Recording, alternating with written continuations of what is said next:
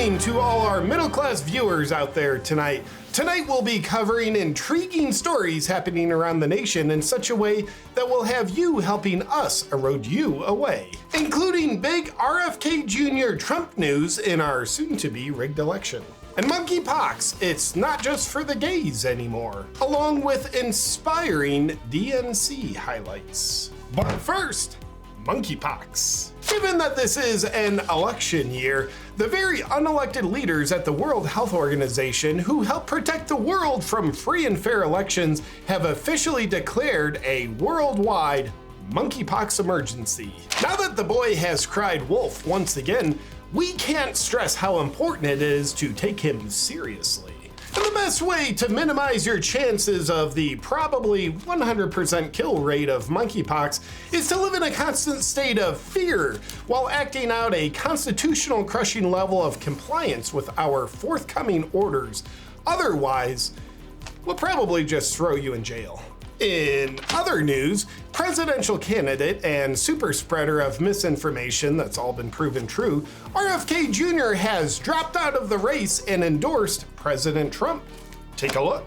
And now, to throw my support to President Trump. Robert F. Kennedy Jr.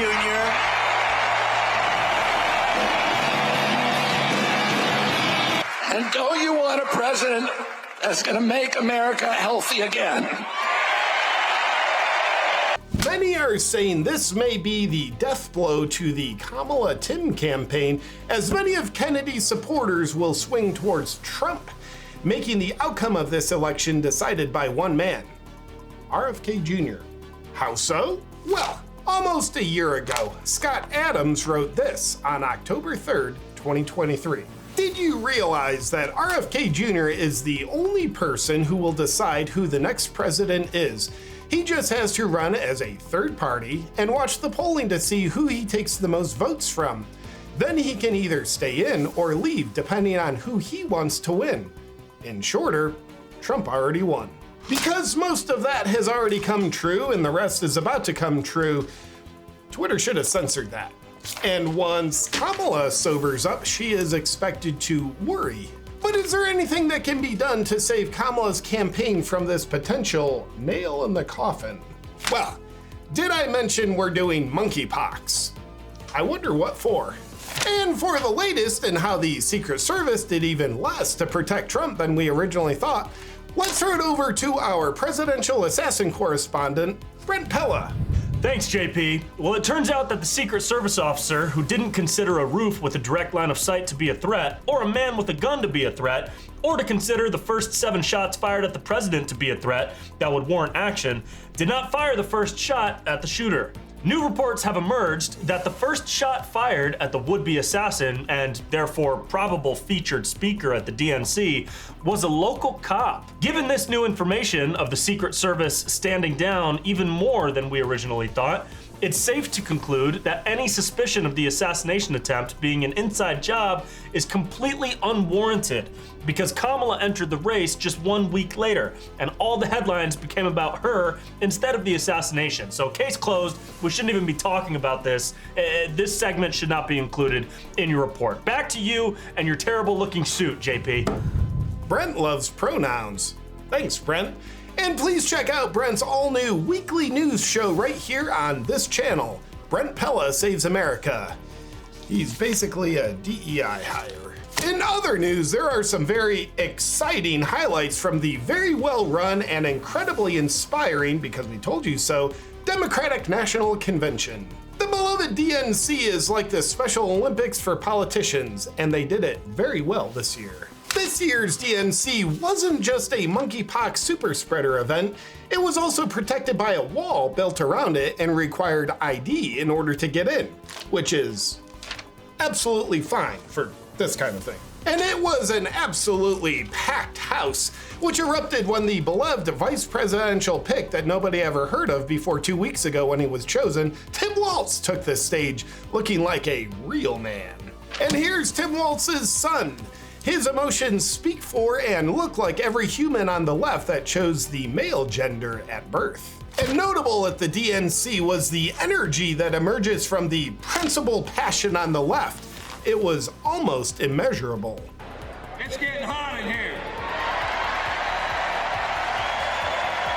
Compare that to the pathetic energy of the RNC. Enough was enough. And I said, let Trumpomania run wild, brother. Let Trumpomania rule again. Let Trumpomania make America great again. Testosterone is toxic. That's why the DNC had none.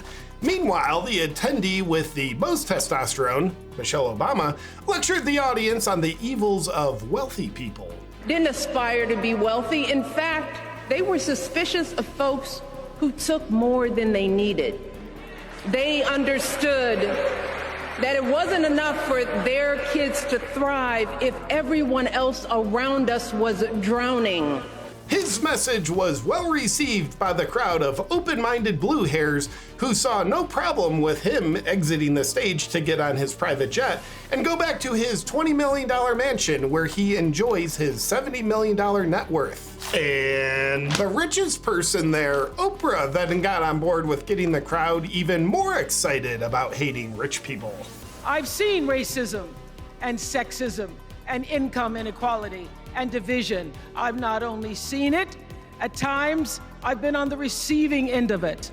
And this lizard lady with a PhD in Orwellian philosophy warned the crowd about what Trump would do if he gets in office, while not acknowledging that he's already been in office and didn't do any of those things. Donald Trump would be able to weaponize the Department of Justice to go after his political opponents. He could even turn the FBI into his own personal police force. That is not how it works in America. That's how it works in dictatorships. Imagine if Trump did any of those things that we're definitely not doing. And Biden hit this home run with his attempt to read off a teleprompter. He wrote the following, quote, "Women are not without electoral